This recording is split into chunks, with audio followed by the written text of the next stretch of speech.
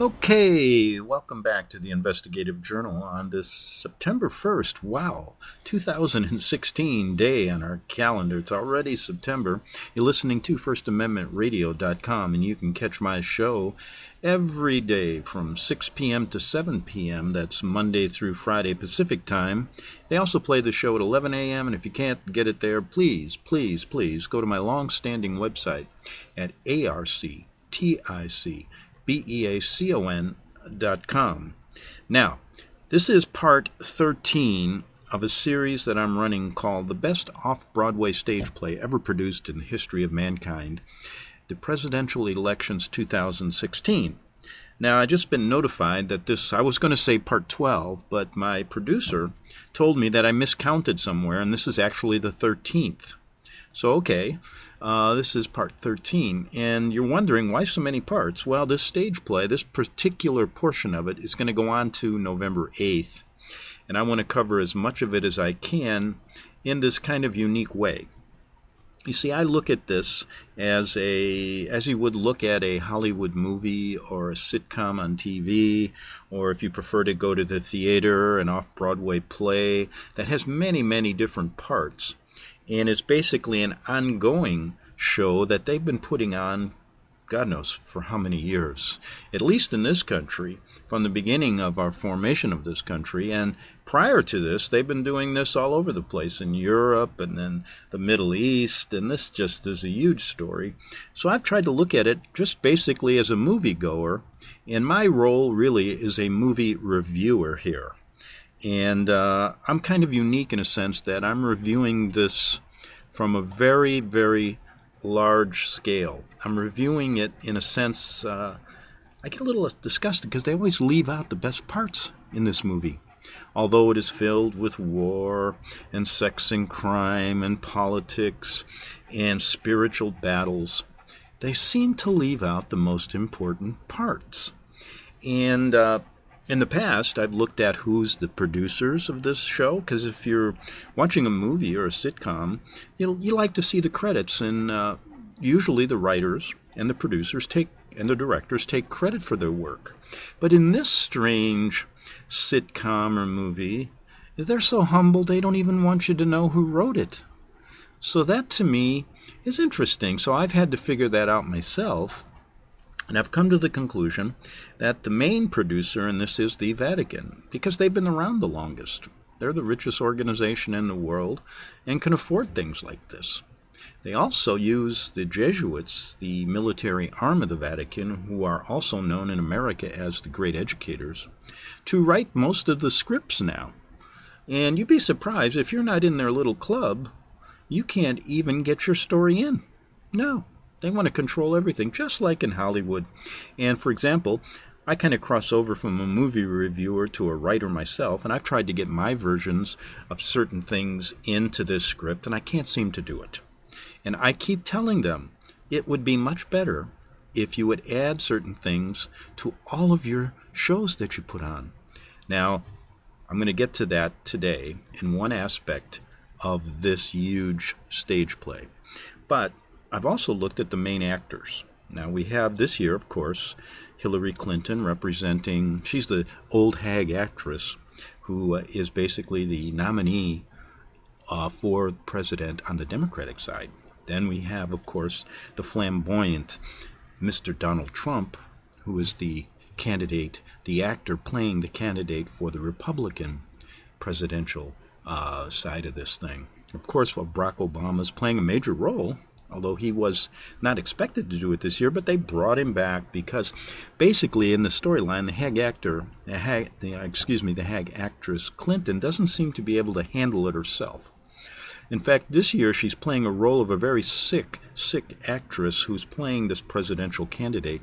And if you look at her recently, I watched her last performance yesterday when she gave a speech before the American Legion, the VFW conference. And boy, did she look sick. I mean, I was just hoping that she didn't just collapse on the stage. And they also do have a doctor with her all the time. And you've seen other performances where they've had to prop her up, where she actually fell down, where she seemed so confused that she didn't know where she was. So she's been given this role that she had this concussion and basically looked very, very angry yesterday. Well, of course, I'm not going to get into what Trump did. He went over to Mexico yesterday in this portion of the stage play and had a conversation with the Mexican president, and basically we want to build a wall, and they just basically got on stage, and you can catch that. They've got the performance up on the internet, so you can just Google Trump and the Mexican president and get that whole little speech they gave at the end of their meeting. Of course, then Trump, laid out his immigration plan. Now, in this portion of the movie, each candidate, there's several major issues. And immigration is one, but I'm going to start out with the other one. There's several. It's basically terrorism is the most important thing. Then we have illegal immigration. Then we're going to get to jobs and trade deals and all those different things. But let's start out with terrorism. Now, I'm going to point out a couple things. I'm going to point out their side of the story, Clinton's side, what she says, then what Trump is saying, and then, of course, I am going to point out what I think should be written into this bullet point they're using as a major campaign issue, because they're missing the boat. Clinton basically wants open borders. We have roughly 11 to 15 million illegal immigrants in our country now, and they're flowing in as we speak today. And we know that her party and this part of the movie, they don't want to stop it.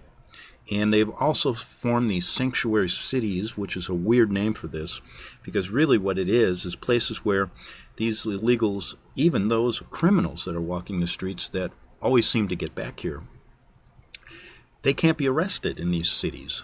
So there's many of these sanctuary cities all over the place. Now, if you see what's happening here, the idea that I mentioned goes into the foreign policy of terrorism.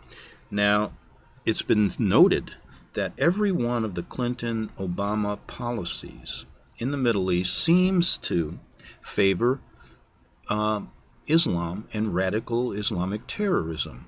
They've destabilized Iraq. They've destabilized Libya. They've destabilized Syria. These are all plans that they put into place, which has created this huge refugee problem in Europe. And in fact, in this movie here, Obama just let in another 10,000 Syrian refugees. Can you believe that? Now, I'm just recapping what they're doing here so I can give you really where the whole thing's coming from. Now, they say they're doing this because of ISIS, because they were trying to destabilize countries and get at ISIS, but they never seem to do anything. This kind of policy they have of going into a country and changing the politics isn't working. And it seems every one of their policies makes ISIS even stronger. In fact, ISIS didn't even exist until the Obama administration came in, and this supposedly morphed from Al-Qaeda and all their other little strategic policies that seem to be doing the exact opposite from protecting Americans. It seems to be creating Islam to destroy, radical Islam to destroy Christians, which is going on right now. Genocides they have in their movie all over the place. And so their idea doesn't seem to be working. And the question becomes, who created ISIS? Well, they say it's just these terrorists from Islam, although their side of the story, they don't even want to call it radical Islam. Many of their domestic policies also, and we'll bring this up at another time, seem to be supporting an infiltration of radical Islam in our country. And that's why you see all these terrorist attacks all over the place that they're playing in their movie, right? Fortunately, there's a lot of blood spilled here, real blood. But that's the interesting thing about this movie. They've turned it in not only into a movie, but a reality show when the audience who's watching this actually believes what they're saying. It's true. When I know it's just a script. So we pointed out the writers of the script are the Jesuits, the producers, the main ones, the Vatican, along with a lot of those people they call in those secret societies they've created to give you this kind of mystery part of the movie, which all movies have. You know, their plot is pretty good, but they're missing some things.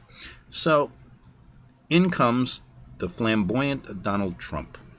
Now he's pointed out, he said, well, listen, it's not ISIS creating itself, it's the Clinton-Obama administration and the Bush administration and all the people in Washington, this old guard, who actually has created ISIS. So they are the culprits. All of their programs created it, and they're creating it for some kind of reason to basically cause globalism, he says, which he doesn't want. He puts America first. So his policy on terrorism is much different. He says, listen, I'm going to call it what it is, radical Islamic terrorism, and we're going to go and take care of it. We have to deal with the problem, and the problem comes from the policies that Clinton and Obama are pursuing as we speak. Another thing he brings up is this fake, well, it's not fake, it's fake in the movie, but it's actually going on because we've made it real, this Iranian deal that Obama entered into with Clinton, who was the Secretary of State at the time, who paved the way for this, where we've given them $150 billion and the pathway to have nuclear weapons, but we're going to control it because we're going to give them 10 to 15 years to do it. That's not happening.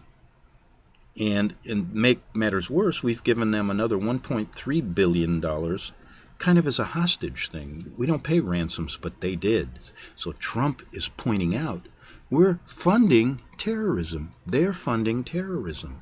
And he wants to put an end to it by admitting it's radical Islam and dealing with it from America First point of view. Nationalism against globalism. And we're seeing this in the movie as we speak. Now, this is where I want to come in with what I think another script should be written, because either one of these hasn't dealt with where terrorism really came from and how it really started. And you have to go way, way back to where did Islam come from. They're not dealing with this. You see, what they're dealing, the spiritual part of this doesn't seem to really come into play. And the question becomes, why in their movie do they have Islam calling all Christians infidels, wanting to kill them all, and they're basing it on what Muhammad in the Quran state? And then you're seeing now this kind of, in the play they're presenting to us today, you see the nationalism fighting globalism here. And they're rubbing these two things together. While in the meantime, war drums in their movie are being pounded all over the world, including terrorism, Islam fighting, or at one point, destroying Christianity. Well, the point I was trying to make is, if they really want a good movie, they should deal with who created Islam. When did it happen? Who are these people? What is the Quran all about? Is it similar to Catholicism? Who basically the people writing this script are involved in? The Jesuits being the military arm of the Vatican being the main producers of this movie. Are they writing this script from their point of view and not giving this other idea a chance to even be in the movie so people know? I think it would make a great movie if we dealt with, where did Islam come from?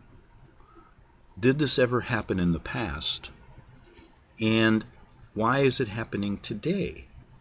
Well, without going into specific historical dates and times, if we look back to the creation of Islam, the same thing was going on with Rome in the east, or in the west, and Rome in the east. They had both places, the Roman Empire, were in two separate locations. Now in the east, at the time prior to Islam, there was a huge surge of Christianity, which was threatening the power of the Vatican at the time, threatening the power of Rome, who was together with the Vatican. So they had to come up with a way to get rid of that so they could control both. Now, what were they going to do? They were seeing that they didn't have the strength. At the time, the Roman Empire was weakening a bit. So what they did, according to some researchers, who can't get this in the movie either, what they did was created Islam, a religion, a book like the Quran. Some say they even wrote it to basically wipe out Christianity in the East back then. And guess what's happened? When you look at all of the minority of Christians there compared to the way it was, you see it was pretty effective. And Islam has grown into this major religion that even to this day now is wiping out the last vestiges of Christianity in the Middle East and Africa and places like that through the genocides we've seen in the movie they presented in the past, Rwanda, all of the genocides you see even in Europe back during the time of Hitler, and the ongoing ones now where Christians are being slaughtered. And in the movie just recently, they showed us there were 72 mass graves just uncovered in Iraq. And the question's becoming this in their movie. Excuse me. How come, and Trump is saying, and his supporters are saying, why don't you let Christians into our country? You're letting Muslims in. And the Hillary Clinton side wants to bring in even more if she's elected president. She wants to bring in over 650,000 Syrians within the first 100 days or first year of her presidency. And guess what? One of the supporting actors, a man by the name of John Kerry, who's now playing the part of the Secretary of State, recently said this. He thinks that terrorism should not be covered by the media. That's why people are so frightened about it. He also thinks that air conditioning is more dangerous than terrorism. He's actually said this, meaning global warming. And he also stated, this is the other supporting actor, Hillary Clinton's husband, Bill, who used to be a major actor in this play for years. We all remember Bill, him being the sexual perverted president who lost his law license and was almost impeached. So that's the sex part in the movie that they love to do. They're doing it today, and I'll bring that up at another time. But Clinton said this. He said, well, if we have all these Syrians and all these people, and basically Trump is saying, well, we don't even know who they are. I mean, they could be terrorists. He said this could be the big Trojan horse that destroys America from within. And Bill Clinton recently stated in the movie, I thought this was a good part, he says, well, I have an idea. Why don't we take all the empty buildings and houses in Detroit and give it to them? Oh, so they destroy Detroit. Now they want to give it to the illegal immigrants. Now, Trump says, no, you've destroyed that city and other American cities, and we're going to rebuild it with our working for. We're going to change things, and we're going to put Americans back to work, and we're going to rebuild these cities. We're not going to give them away to illegal immigrants coming into this country. So you see the policies here seem to be coming down from Rome. And my thoughts, and in the second half we're going to talk about the part of the movie that should be talked about, that I can't get the script in, and others before me couldn't get it in, stating that the Vatican most likely created Islam. They wrote the Quran, and they're now doing the same thing they did back in the 700s as they're doing today. And it appears that the Clinton globalist policy is supporting the Pope. And all of the Pope's illegal immigration is something that isn't new to this country, if you think about it, just a different slant.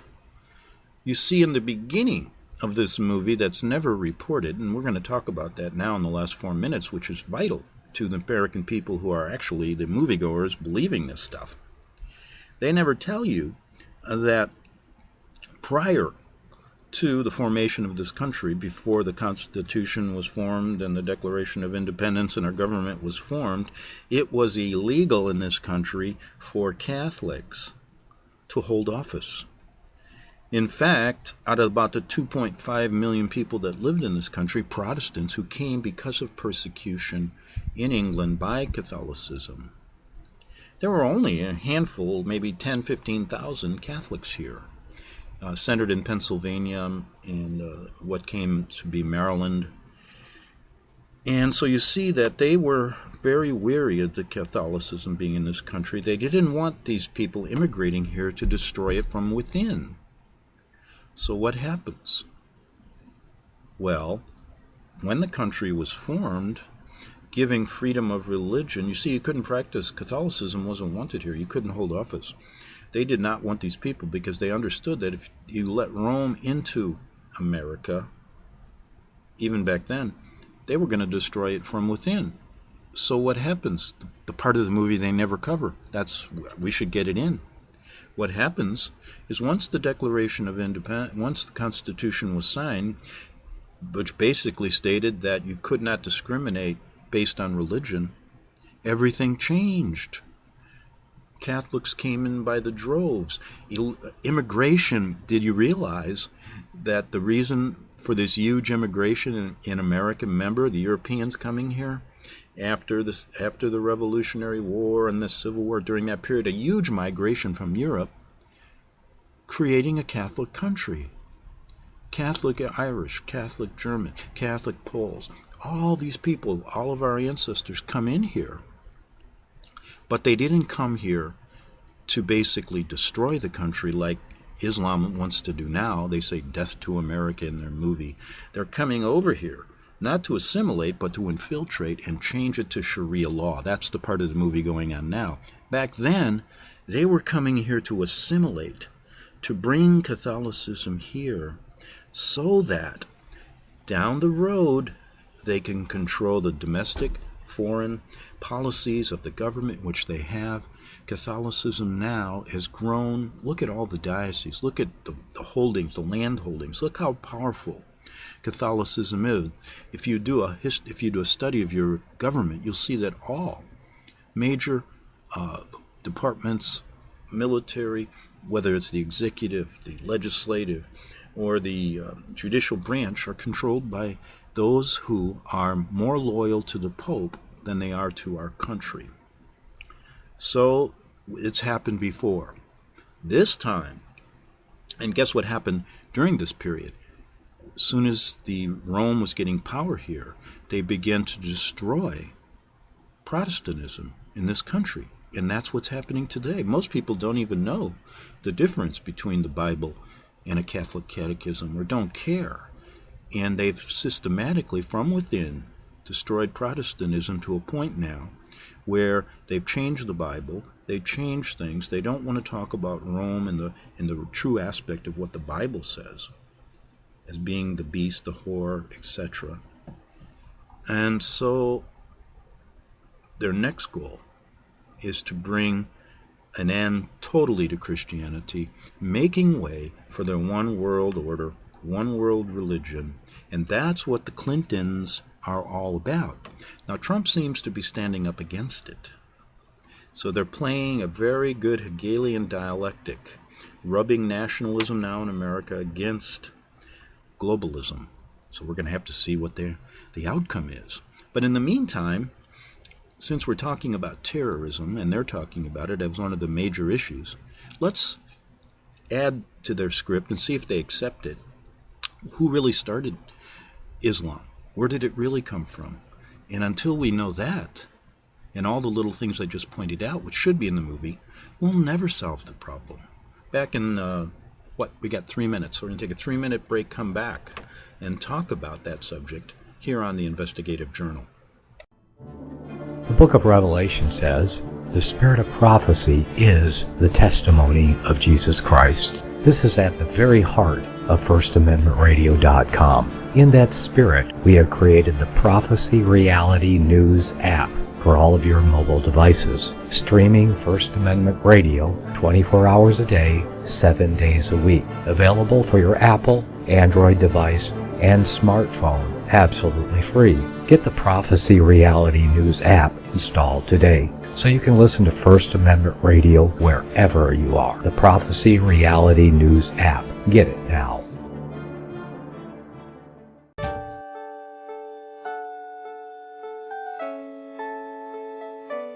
The program you are listening to is 100% sponsored by you, the listener, on this First Amendment Rights Media channel. You will notice that there are few commercials on this radio network. There's a good reason for that. Corporate advertising dollars come with strings that limit program content. So without your help, these programs cannot continue on internet or our several affiliates. If you benefit by the educational law programs, we ask you to give. If you are admonished or nurtured by the Bible and ministry programs, we ask you to give. If some voice a cause that you are passionate about, we ask you to give. If you believe in any of these, we ask you to support them as you would a missionary on a continual basis, as if giving a tithe for missionary radio. These programs are not commercially viable and must be supported by those faithful to the cause of truth. Look for the button to sponsor your favorite programs at our listen and schedule pages on the internet. Then, when you subscribe, we will send you the last quarterly MP3 CD of that program immediately, and continue to do so with each new quarter. We will also give you unlimited archive access to all of our programs. We're asking you to give much less than a tithe, so that you may also send support directly to a particular program host, cause, and anywhere else the Spirit may lead you. Do all to the glory of our God and Creator, for His holy nation, the only kingdom that will last forever. Thank you for listening.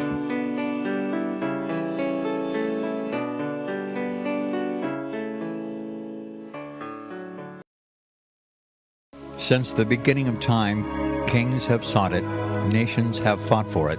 It has been traded, it has been borrowed, it has been purchased, it has been stolen. There's a reason for it.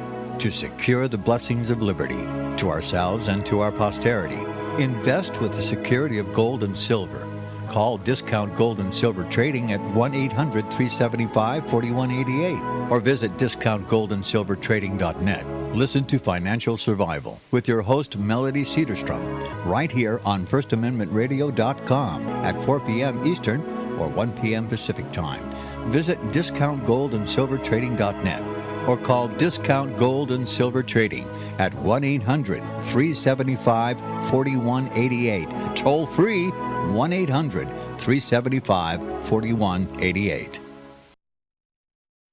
Okay, welcome back to the second half hour of the Investigative Journal on this September 1st, 2016 day on our calendar, and this is part 13 of what I call the best off-Broadway stage play ever produced in the history of mankind.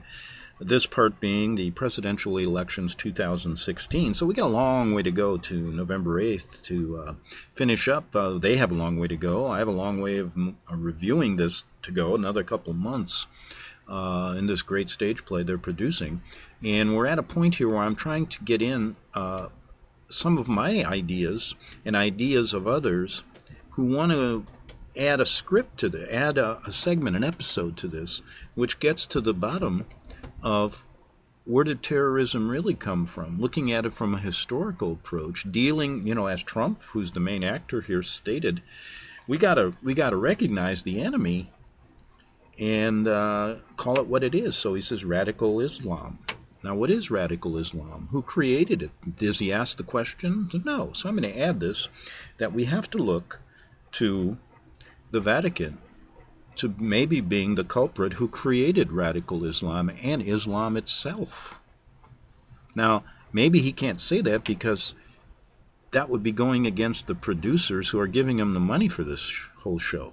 And they may not want to be exposed, because I get the idea they want to be kind of hidden, because if they were really telling us the truth, they would put their name on the credits. For example, in every movie I've gone to, they list the producers, directors, writers, actors. we can kind of tell who the actors are, but the writers are remaining very silent here. So it tells me something's going on. And the reason that Clinton and I think Trump don't want to get to the bottom of it is because they would be fired. They wouldn't be the actors anymore. And that's because the major script we'd like to get in this episode is that has the Vatican created Islam? So let me just give you a brief little history of this. Through all my investigations, I've only found really a couple people who've come forward. A lot of people basically believe certain things that these two priests say. Now, Alberto Rivera, a former Jesuit priest, told us a story regarding how the Quran was written, how the Vatican created Islam for the purpose we mentioned earlier, and that was to defeat Christianity in the East at the time.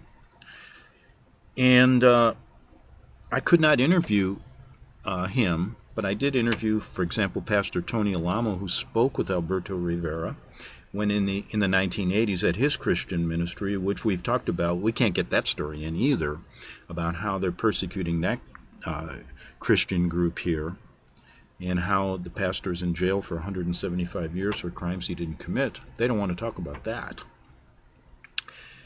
But he had met Alberto and believed him to be true. Now, what happens is, I interviewed Tony, of course, who gave me some really good information regarding Alberto, and his story was real, and he's a very good man who became a Christian. But I also interviewed a former Catholic bishop from Guatemala, and his name was Bishop Buffard from Guatemala. And he verified Alberto's story.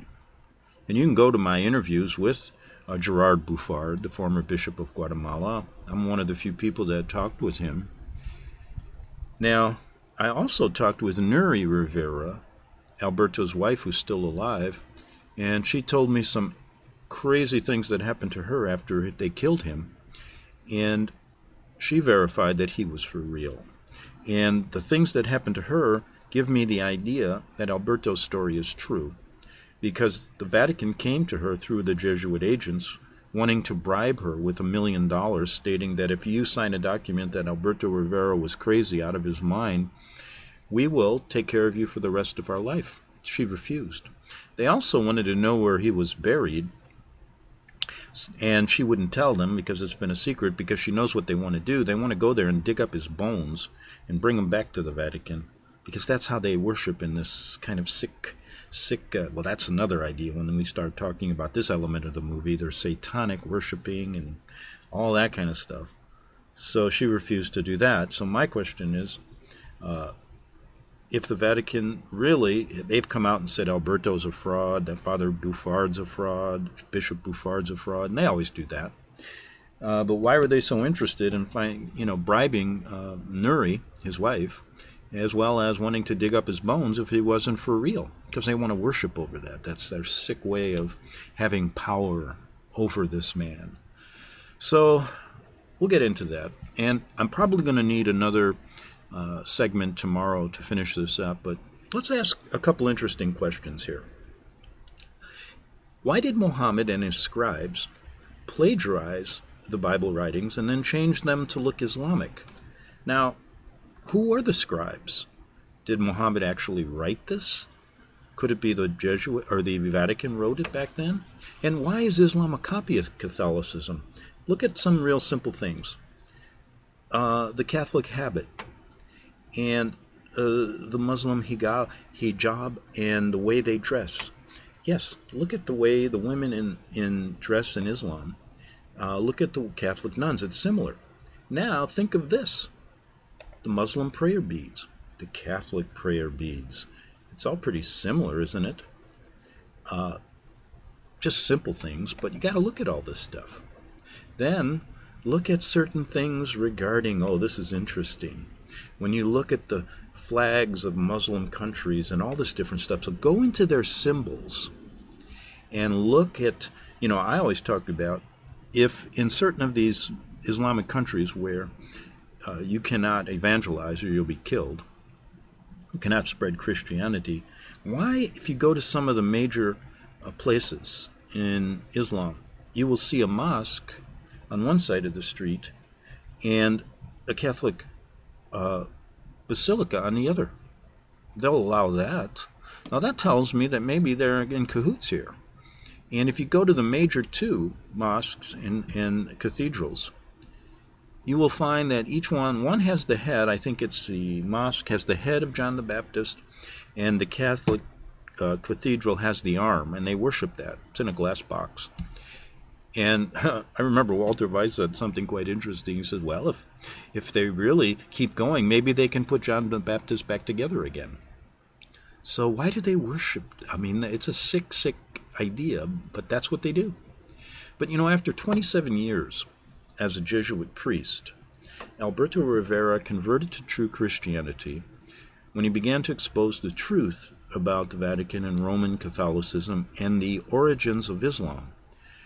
Many, many murder attempts were made on his life, according to his wife, Nuri, until they finally poisoned him to death with acid. Now remember, former Bishop Gerard Buffard of Guatemala, who I interviewed years ago, verified Alberto Rivera's authenticity and says he received orders, that Bishop did, for his murder. I remember when Buffard told me that. Interesting, but he didn't carry him out. In fact, he left and became a Christian himself. Now, it's quite interesting. But the Vatican has come out and, of course, states that that this is a fraud. Now, Alberto's shown his documents. The first time he really went public, outside of churches like at Tony Alamos and that, was with Chick Publications. There's a translation of what he learned in the Vatican from a Cardinal Bea regarding the secrets in the Vatican libraries about the true creation of Islam. And the story is unbelievable. Now, if you check out the internet, you're not going to find too many other people talking this way. Oh, I've done interviews with Muslims who have converted to Christianity, saying the same thing, that it's very similar to Catholicism, and they tell you and they show you how the Quran was written to be a violent religion. To this day, they use Muhammad's words, who I believe were put in his mouth by the Vatican, which means if they follow Allah, there's death and destruction to the infidels, any Christian, and they have the right to kill them, which they're doing today, right? So when someone states, like Hillary Clinton in her portion of the play, that they're just a determined enemy, it's not there, and all of their policies are bringing this enemy to our shores. It shows me they're maybe in cahoots with the producer here, the Vatican. Now Trump comes in and says, "Wait, you guys created this. You guys created this." So he's getting closer, spreading what I call nationalism, America first, make America great again. Let's stop Islam. Let's stop, immigration into this country with radical Islamic terrorists. But he too is not getting to the real problem. If you really want to understand it, you got to go back and figure out where this all came from and who's really working behind the scenes to get this done.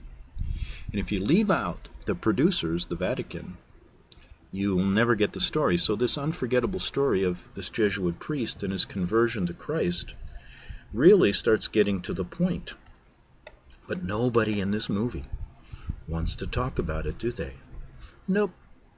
But I want to get it in, just like these people did.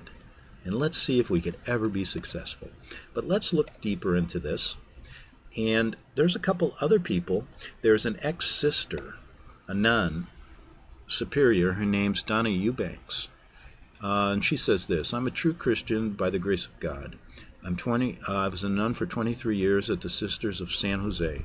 I can say from my own knowledge that Dr. Rivera is telling the truth about the Roman Catholic system."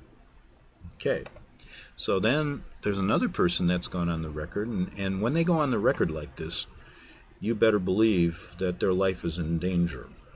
And a man by the name of Clark Butterfield, an ex-priest, said this: After reading Alberto, I realized that I was not alone in my longing as a former priest to bring salvation to millions of Catholics held captive by the Roman Catholic system. I am honored to partner with the ministry of Dr. Rivera.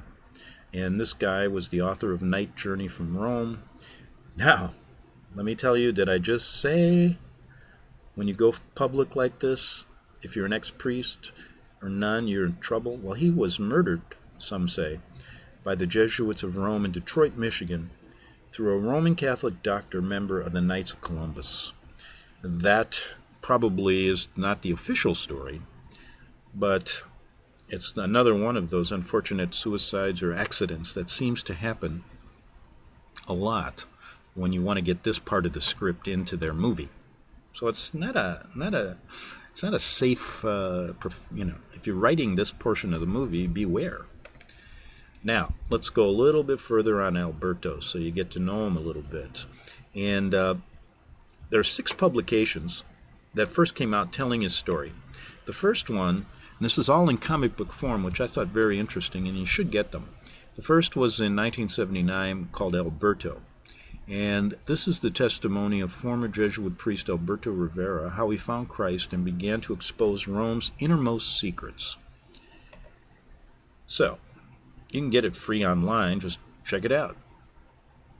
Now, the second book is called Double Cross. And these are little comic books, but they're really filled with great information. And I asked why he did that to his wife and to others, and he said that he'd given these speeches all over to different churches that would allow him to speak back then, including the Alamo ministry.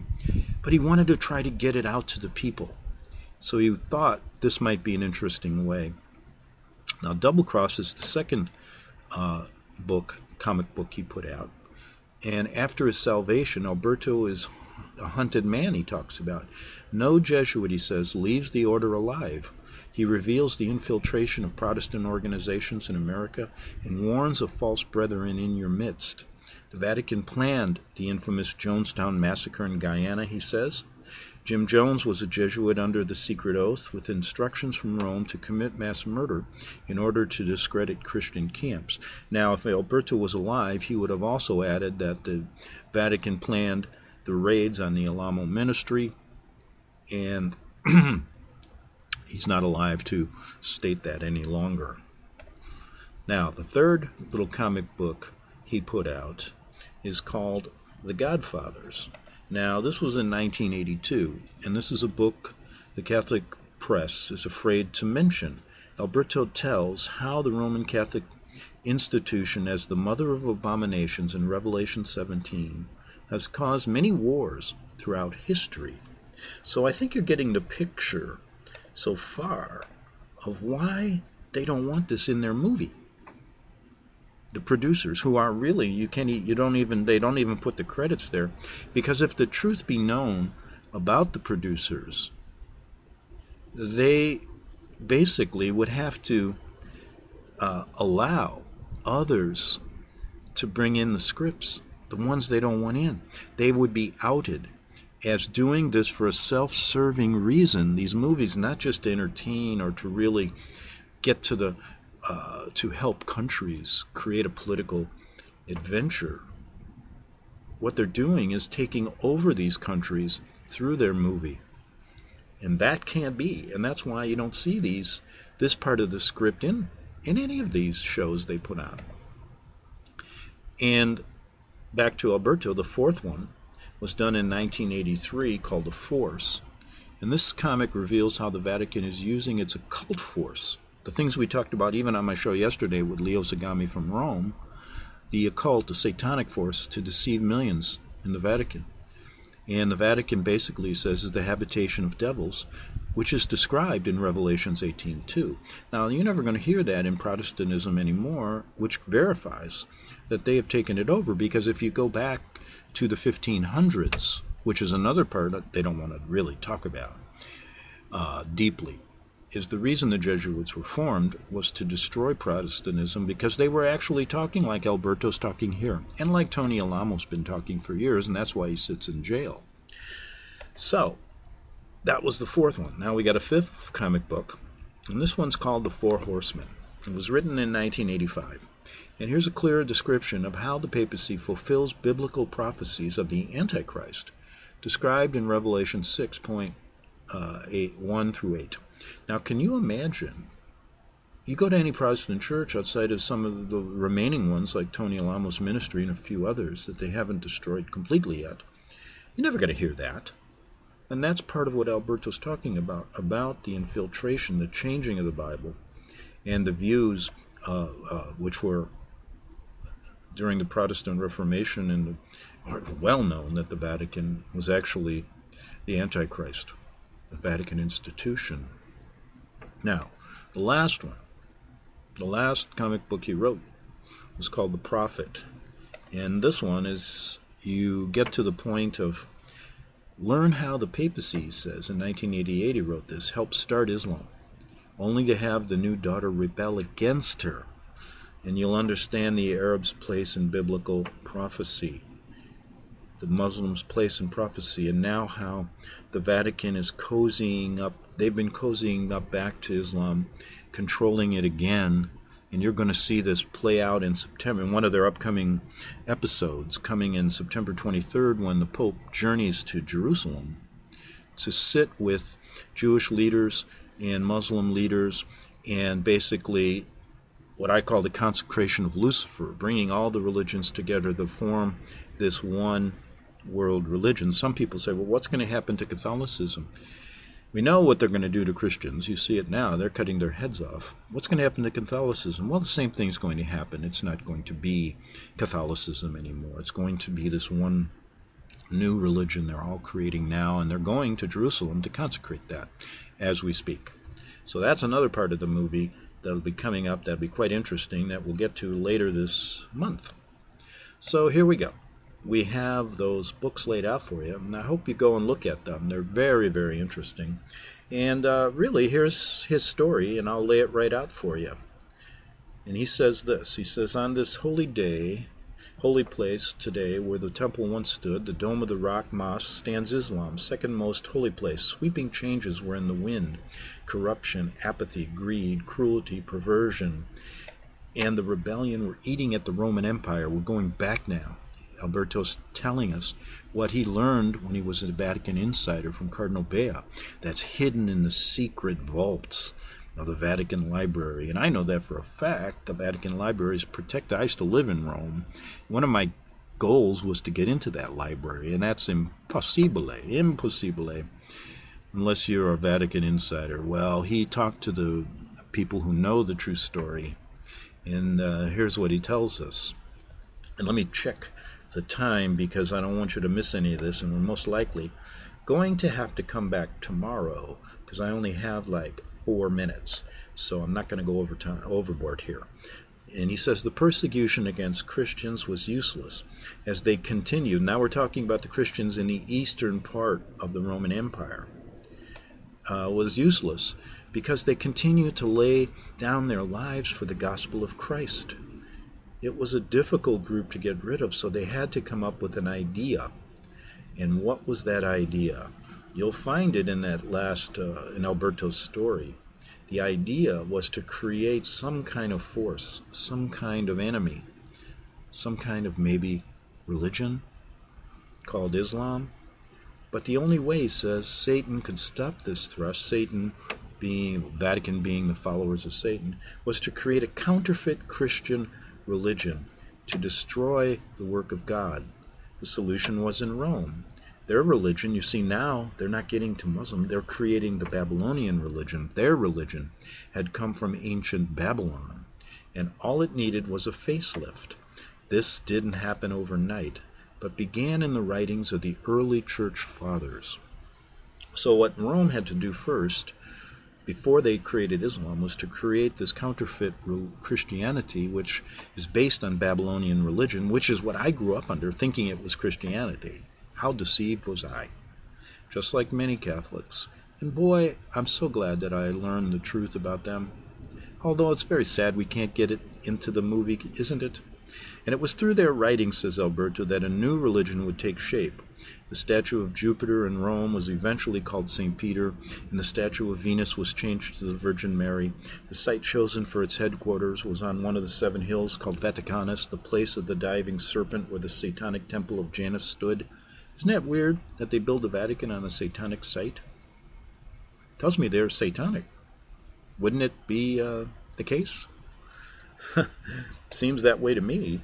And just want to make sure I don't run out of time. I only have 2 minutes. So why don't we break it off there and come back tomorrow for part 14. What we're doing is showing how the Vatican created Catholicism as a counterfeit Christian religion, which today many people still think that Catholicism is Christianity, and it's not. And they've been pretty successful at brainwashing a lot of people over the years. Now, back in the old days, they used to kill them all. Now they've just infiltrated us, and just do it slowly through all their other programs like bad water, bad food, bad air, you name it, bad government. But we're going to go into how they, of course, what Alberto learned about how they created this counterfeit Catholicism. And then we're going to move to show you what they did in the eastern part of the Roman Empire, creating the Quran and Islam as a weapon to kill Christianity. And basically, if you look at the Quran and Catholicism, there are many, many similarities. The Quran is quite, violent.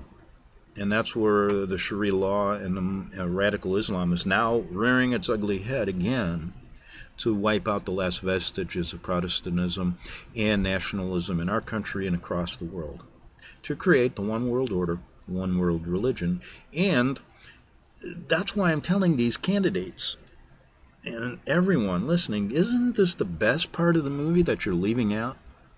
And my question is, are they leaving it out for a hidden agenda that they really have? And that's why the producers don't even give you their names, and the writers, the Jesuits, don't either.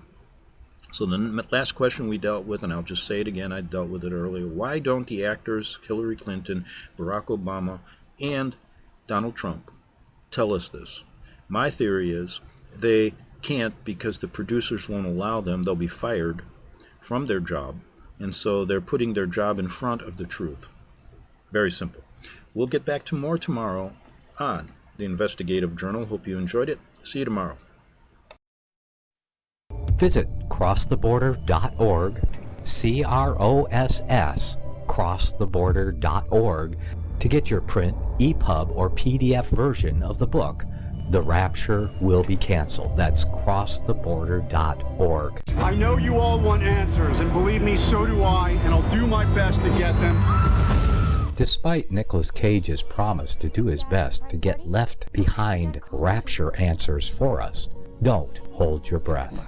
Not everyone believes Left Behind is true prophecy. Some may even regard as conspiratorial the mainstream re-release of the Left Behind movie with actor Nicolas Cage portraying the main character as an attempt to further reinforce in the minds of all this perception of false prophecy in order to condition the masses for the play about to begin. If you want true Bible prophecy answers, get the book, The Rapture Will Be Canceled. The author exposes the Latin rapture origin, the 7-year tribulation deception, true Bible revelation of Daniel's 70 weeks, the abomination of desolation, the restrainer, America in the Revelation, the image of the beast and the mark of the beast, and the truth about God's chosen people, and so much more about Bible prophecy.